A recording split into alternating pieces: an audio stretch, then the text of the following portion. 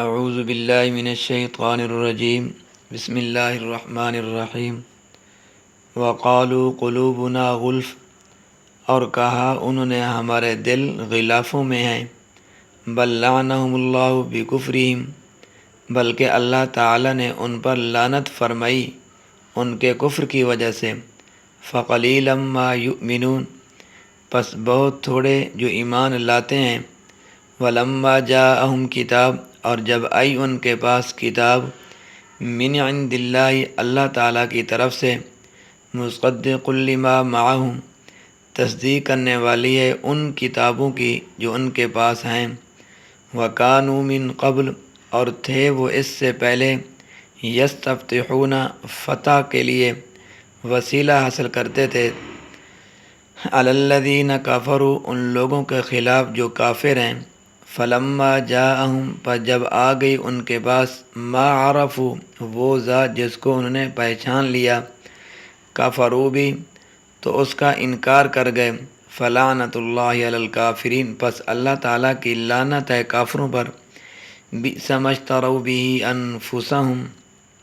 بری ہے وہ چیز جو انہوں نے خریدی اپنی جانوں کے لیے،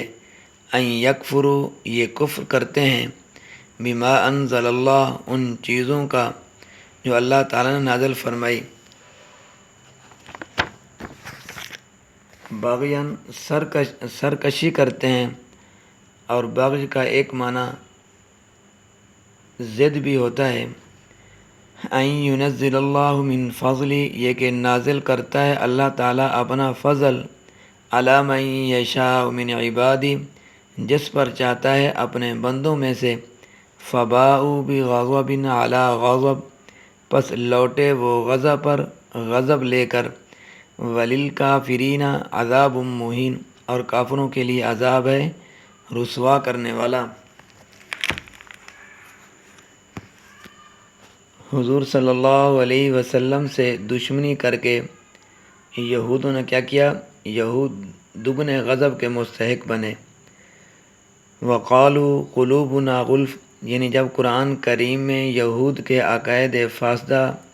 اور شبہات باطلہ کا بالکل استئصال فرما دیا، اور کوئی معقول جواب اور قابل قبول دلیل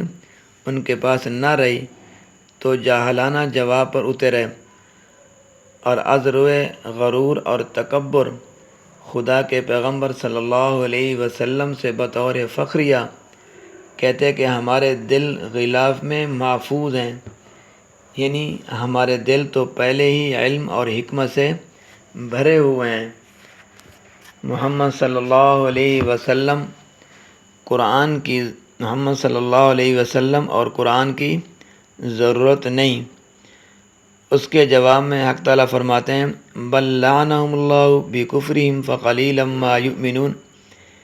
یعنی اسلام اور قرآن سے ان کی نفرت اور انکار کی وجہ وہ نہیں جو یہ یہود بیان کرتے ہیں، بلکہ اصل وجہ یہ ہے کہ ان کے مسلسل انکار اور ضد اور عناد کی وجہ سے اللہ تعالیٰ نے انہیں رندہ درکار کر دیا ہے، اور انہیں اپنی رحمت سے دور کر کے ان سے ایمان کی توفیق چھین لی ہے، اس لیے حق بات تو ان پر اثر نہیں کرتی۔ یہ غلاف نہیں بلکہ اللہ کی لعنت کی نشانی ہے۔ کفر اور لعنت کے زنگ نے ان کے دلوں کو سیاہ اور زنگ آلود کر دیا ہے، اس لیے یہ لوگ بہت ہی قلیل ایمان لاتے ہیں، یعنی کہ بہت کم لوگ ہیں جو ایمان لائے تھے۔ آگے انہیں یہود کے متعلق ارشاد ہے، ولما جاءہم کتاب فلعنت اللہ علی الکافرین، یعنی یہود حضرت صلی اللہ علیہ وسلم کو خوب پہچانتے تھے کہ یہی نبی آخر الزمان صلی اللہ علیہ وسلم ہیں، مگر عناد اور حسد کی وجہ سے،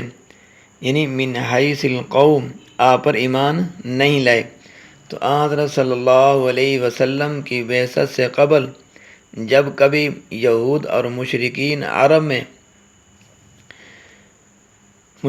عرب میں لڑائی ہوتی تو یہود کہا کرتے تھے کہ ان قریب خدا کی سچی کتاب لے کر خدا کے عظیم الشان پیغمبر تشریف لانے والے، ہم ان کے ساتھ ہو کر تمہیں کیا کریں گے؟ ایسا تباہ و برباد کریں گے کہ تمہارا نام و نشان مٹا دیں گے۔ لیکن جس وقت حضور صلی اللہ علیہ وسلم مبعوث ہوئے تو تمام نشانیاں آپ میں دیکھ لی اور پہچان لیا، مگر چونکہ آپ عرب میں سے تھے اور بنی اسرائیل کے خاندان سے نہ تھے تو حسد کی اپنی ریاست اور سیادت کو کھو جانے کے خیال سے باوجود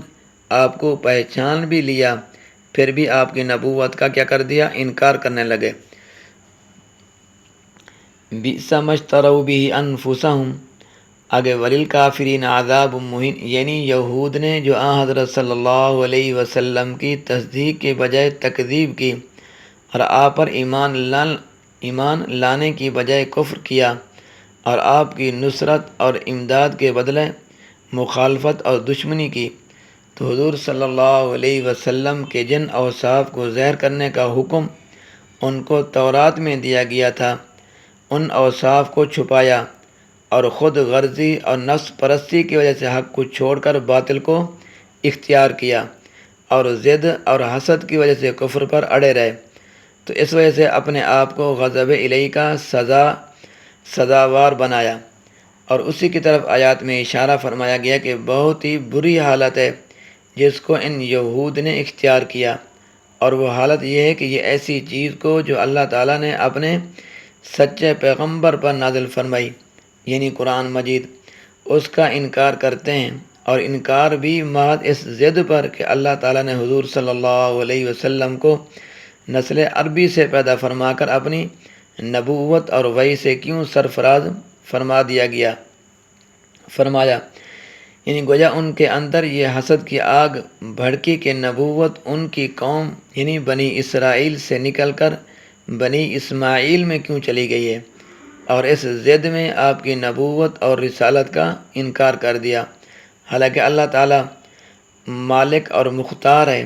وہ نبوت اور رسالت کے حقدار کو خوب جانتا ہے، اور وہ اپنا فضل اور کرم جس بندے کو چاہے عطا فرماتا ہے۔ تو یہود پر ایک تو تورات کے احکام کی پابندی نہ کرنے کی وجہ سے ان پر غضب تھا، اب دوسرا غضب حضور صلی اللہ علیہ وسلم کے ساتھ کفر کرنے پر نازل ہوا۔ وللکافرین عذاب مہین، یعنی ایسا عذاب کہ جس میں ذلت اور رسوائی بھی ہو، یہ قیامت میں کفار کے لیے مخصوص ہوگا، یعنی کہ عذاب بھی ہوگا اور رسوائی دینے والا عذاب ہوگا، یہ مخصوص ہے کافروں کے لیے، اور جس سے علاوہ جسمانی تکلیف کی ذلت اور خواری بھی ہوگی، برخلاف کفار کے مومن یعنی مومن گناہ گار کے لیے عذاب گناہوں کی نجاست کو دور کرنے کے لیے ہوگا، جلانے کے لیے نہیں ہوگا۔ اللہ تبارک و تعالیٰ میرا اور آپ کا حامی و ناصر ہو۔